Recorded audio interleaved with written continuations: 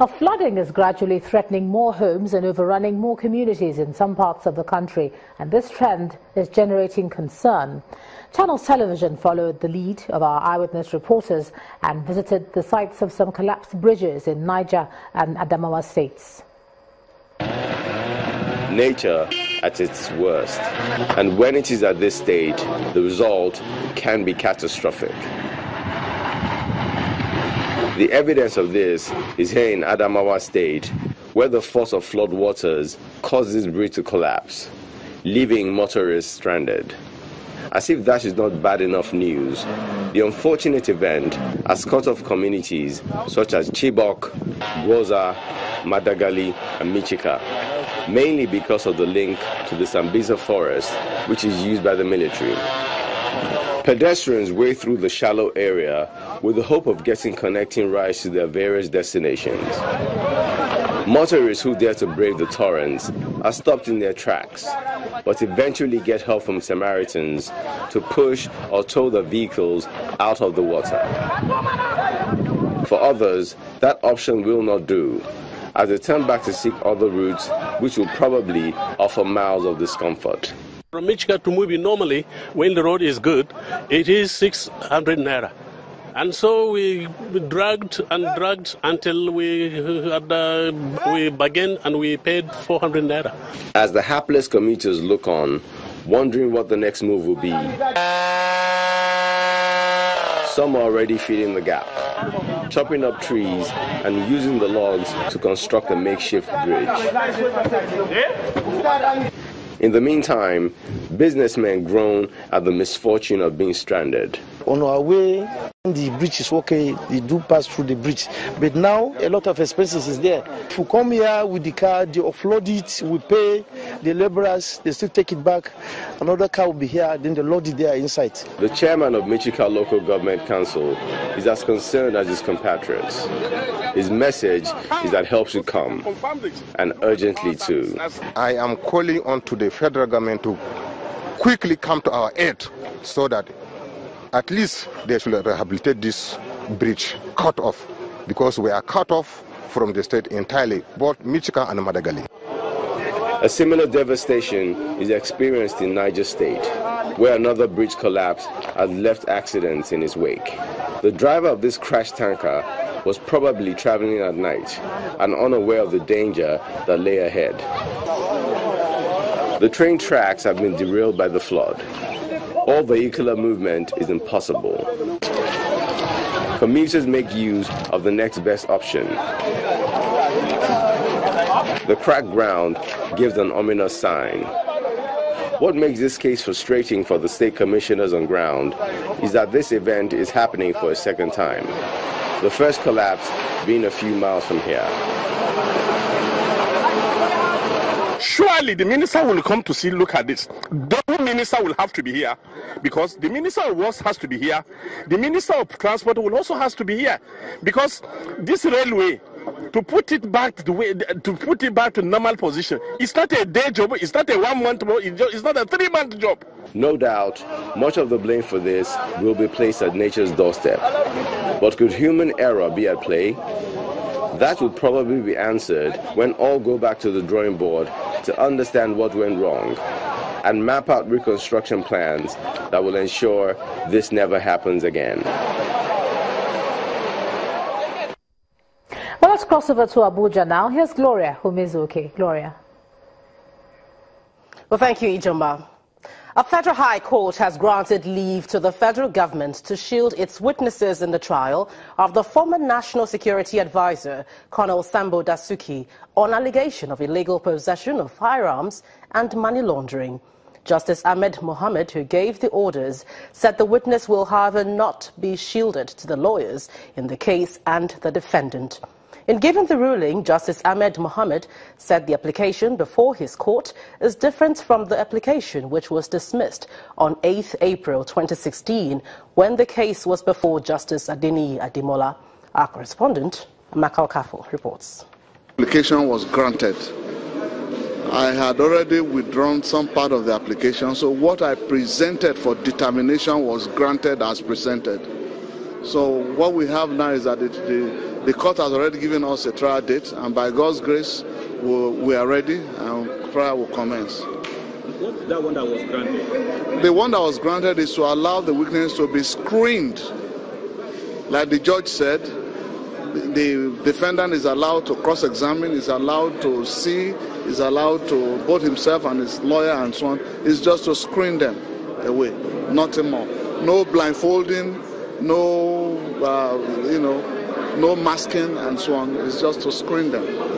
And as you are all judicial correspondents and reporters, you see the screen is already there in the court anyway. It's not a facility it's not something new or strange to our judicial process. The screen are already in the court. If you enter the courtroom now, you will see the screen on one side. So we are not asking for anything extraordinary. We are just trying to make sure that parties come in and give their evidence to the best of their ability without any fear or hindrance. How prepared is the prosecution for the full class trial of this matter? The taste of the pudding is in the eating. The court has given us a date. On that day, you will see us. Still on the judiciary, the Court of Appeal sitting in Lagos today threw out the application brought by a former special advisor to ex-President Goodluck Jonathan, Waripamo Owe-Dudafa, and 4 companies challenging the ruling of a federal high court which convicted the companies. They had earlier pleaded guilty to laundering the sum of $15 million in a matter involving the wife of the former president, Patience. Mr. Ozekome had approached the appeal court on behalf of his clients, but Justice Ugochukwu Ogwuaku of the appeal court also dismissed the application and ruled that the notice of intention to contest the appeal was incompetent and liable to be dismissed. The trial of 6 men arrested in connection with the Ile-Ife communal clash continued today in Osogbo, with the prosecution counsel calling for the testimonies of more witnesses. The suspects face a 14-count charge of murder, arson, armed robbery and conspiracy over their involvement in the clash that claimed many lives and left properties destroyed. While giving his testimony, the second prosecution witness, Mukhtar Abubakar, told the court that he saw one of the suspects, Taiwo Fakuwaji, shoot his brother dead during the crisis.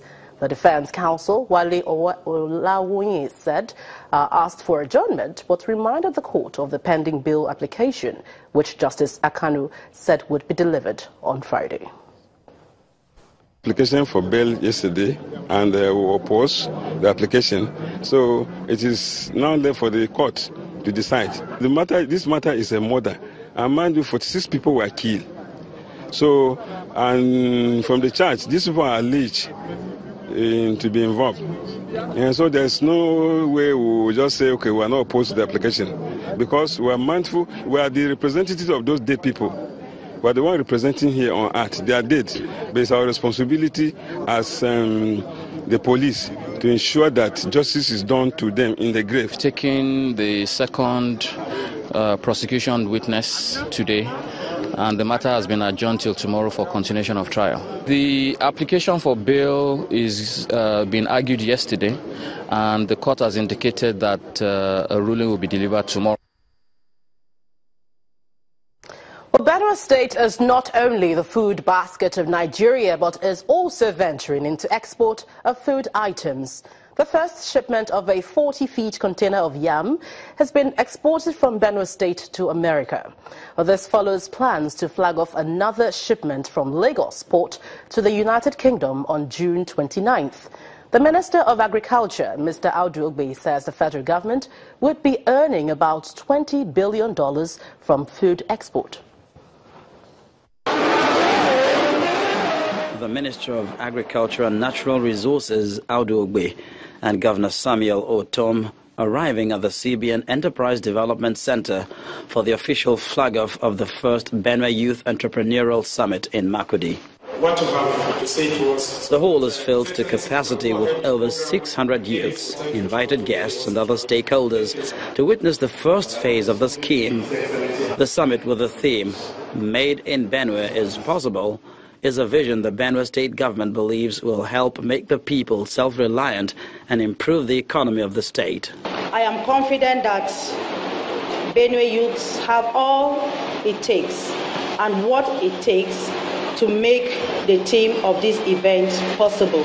Then Governor Otom takes the stage and assures the youths of his continuous support, asking them to get creative with their various goals. Under the chairmanship of Honorable Commissioner for Industry, Trade and Investment, just like I did with them some few weeks ago, I'm also going to dedicate as loan the sum of 100 million naira for this program. Outside the venue, the Minister of Agriculture challenges youths to participate in food exports, which would earn Nigeria over $20 billion. In another 5 to 6 years, we should be talking of about $20 to $30 billion a year from food. Double that figure in 15 years. Because having tidied up the issue of rice, by the end of this year, there will be no need to import rice. Once we are self-sufficient here, the rest is exports. And I assure you the demand for Nigerian products is almost impossible to satisfy. With the announcement of a 100 million naira interest-free loan by the state governor, participants now have a renewed drive to change their economic fortunes and in the process increase foreign exchange earnings through agriculture.